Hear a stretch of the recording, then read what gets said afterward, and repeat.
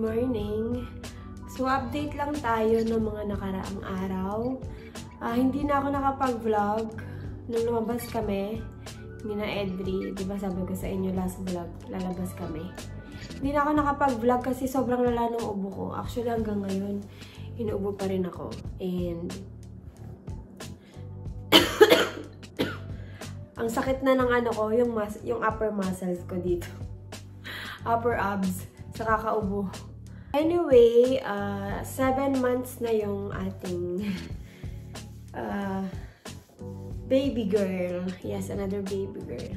And today, I decided na medyo mag-ayos-ayos na ng mga gagamitin niya and all. Kasi nung mga nakarang araw na lumabas kami, namili din ako ng mga damit ni Baby Yasi.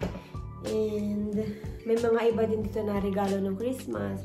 So, papagsama-samahin ko na siya dito para at least alam ko na yung mga kulang or anything na kailangan pang bilhin. So, yun.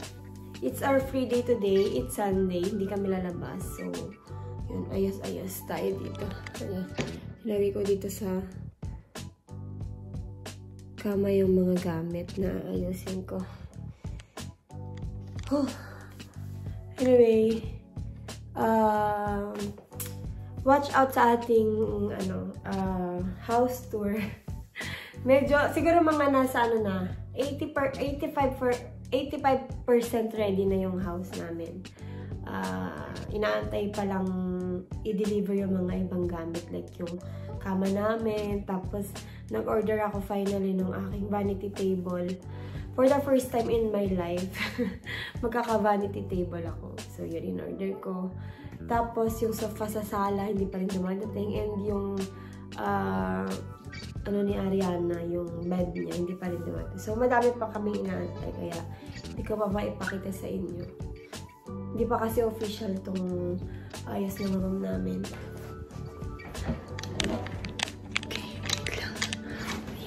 Okay, I have here yung container from IKEA. Dito ko muna lalagay yung mga ano niya. Since hindi ko pa nga alam kung anong cabinet yung, or drawer yung ipapagamit ko sa, lalagyan ko ng mga gamit ni Yasi. So, masamahin ko na lang dito. And then, saka ko na siya lalaban pag sabay-sabay na. Para isang labahan na lang. Tapos, nung nakaraan pala guys, bale, sineparate ko na yung mga damit ni Ariana na nalaliitan niya, ganyan, para at least. Kaya sila siya mapupunta pag pag medyo malaki-laki na si Yasi. Ayun. Update sa aking, pregnancy. Hindi na masyadong naninigas yung tiyan ko like nung mga nakaraan. Kaya, sana, feeling ko, medyo naging okay na si Bebe sa loob. Hindi na siya yung, super excited lumabas. Yung sakto na. Sakto na sa, sakto na sa kanyang month. Hindi kagaya dati, parang, feeling ko ay, konting lakad ko lang is naninigas talaga dito sa pinakailan. Parang sa may puson. Ngayon siguro medyo, syempre medyo lumaki na siya, tapos siguro medyo umangat, tapos umikot na. So, meron tayong, check-up. Pero sa pa? February 3. Today is January 19.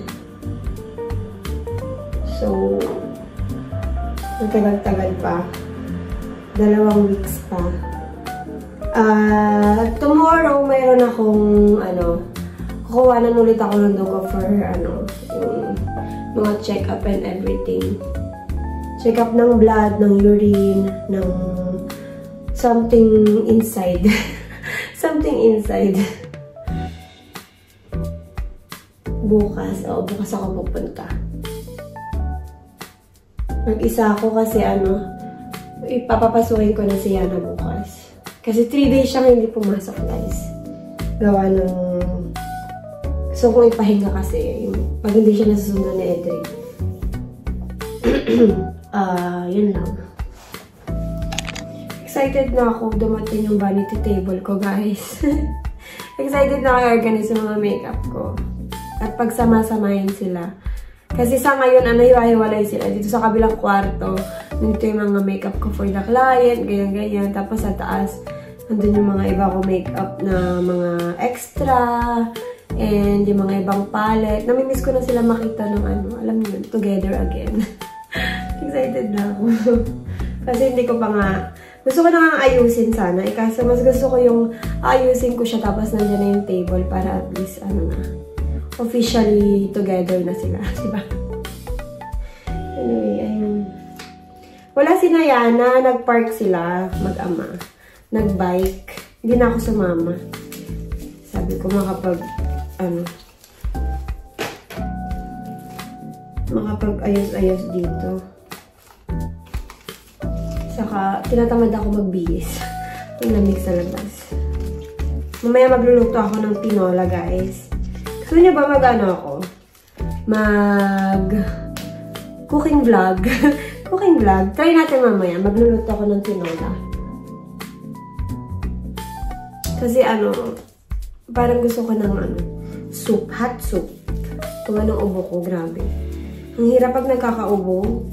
Tapos, alam niyo ba ang pinakaaya ko pag inuubo ako ngayon? Yung sumasama yung ihi ko. Pag isang ubo ko, naiihi ako. So, nakanapkin ako lagi para ako may mens. Kung hindi, mababasa yung panty ko. Ilang beses ako papalit ng panty. So, nakanapkin ng inyong lingkod. Grabe pag buntis gano'n. Sabay yung ihi mo sa ubo mo.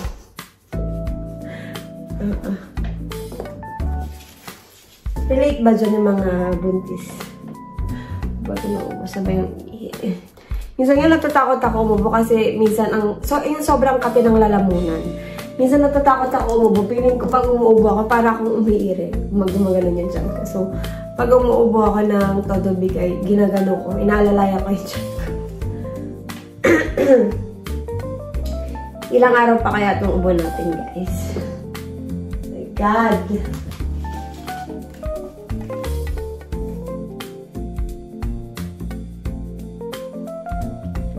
Okay. So, kwentuhan na lang tayo, guys. Kwentuhan na lang. Alam niyo, minsan, pag wala akong ginagawa, napapaisip ako. Naisip ko, ang siswerte ng mga bata ngayon. Kasi, alam niyo yun, pag may work yung pareho nilang magulang, ganyan, nabibigay nila yung mga pangangailangan ng mga anak nila. Naisip ko kasi dati ng mga bata kami, hindi ganito, I mean, like, nung nakaraan, di ba nga nag-shopping kami ni Ariana, nabila ko siya ng mga bagong damit, ganyan. Siyempre, nung mga bata kami dati, hindi kami nakakatikim ng mga bagong damit basta-basta. Kahit sabihin mong nag-abroad yung tatay ko. Siguro nakakatikim lang kami ng bagong damit pag kunyari, next year ng school, gano'n. Yung parang pag bagong pasukan, yung namimili ng mga bagong uniform, ganyan. Tapos yung talagang bagong damit, talaga ng bagong outfitan. Pag Christmas lang. Naalala ko nun pag or pag Christmas or pag kunyari bagong pasok sa school, bibili na yan si mama ng 1 dosenang panty, 1 dosenang sando, sa baklaran. Hindi kagaya ngayon. Yung bang parang lumabas ka lang, maggala ka lang dyan sa labas. Pero may mabibili ka na, kahit sabihin mo na wala naman sa plano mo bumili ng bagong damit. Mabibilan mo agad yung anak mo. Diba? Ayun ang maganda pag may work. Yun lang. Nasiswertihan lang ako. Tapos, naisip ko din kasi dati, nung pinagbubuntis ko si Yana, wala akong work noon. Actually, pati si Edri walang work noon. Pero kaming walang work. So, yung mga gamit ni Ariana, or mga bigay lang, or mga second hand. Kung nanonood kayo ng mga vlog ko before, mapapansin nyo na mahilig ako mag-ukay-ukay, yung mga ganon. So, doon ko lang nabili yung mga niya, mga unang damit niya nung newborn siya. Pero ngayon, feeling ko mas worthy si Yasi kasi mas may, may pang-provide, kumbaga. Mayroong budget. Kung ano man yung kailanganin, may pambili, kumbaga. Hindi kagaya nung si Ariana. Pero, syempre, hindi naman yun yung pinakamahalaga sa sa lahat. Ang mahalaga is yung may time ka sa anak mong alagaan, may time together, mag-play, magpakain, magluto, yun. Nabigay naman namin kay Ariana yun. Yung, wala lang, parang, pag wala akong ginagawa, medyo napapaisip lang ako. Ganun ba talaga pag buntis? Or ganun ba talaga pag nanay kami? So, nako-compare mo yung kung paano ka dati at yung nabibigay mo ngayon sa anak mo, ganyan. Ayun. Kwentuhan na lang tayo dito. So, yun. Ano ba kasi pinaglalaban ko sa sinasabi ko? Wala lang. Parang I feel so blessed. Kasi, si Lord, dito niya ako pinunta sa, kumbaga, dito ka, SP, dito ka. Yun. Siya talaga yung naglagay sa akin sa kung saan ako naandun na yun. Ayun. Kasi minsan, before, may mga iba akong plans, may mga ibang bagay na sumasagi sa isip ko na gawin, baguhin, mga ganong eksena. Pero, at the end of the day,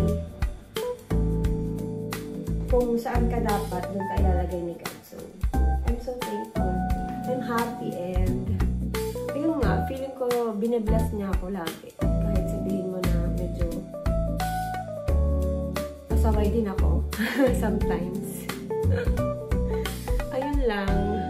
So, samahan niyo ako magluto ng tinola mamaya. Siguro gutom lang to, kaya ang dami kong talk. Luto tayo ng tinola, guys.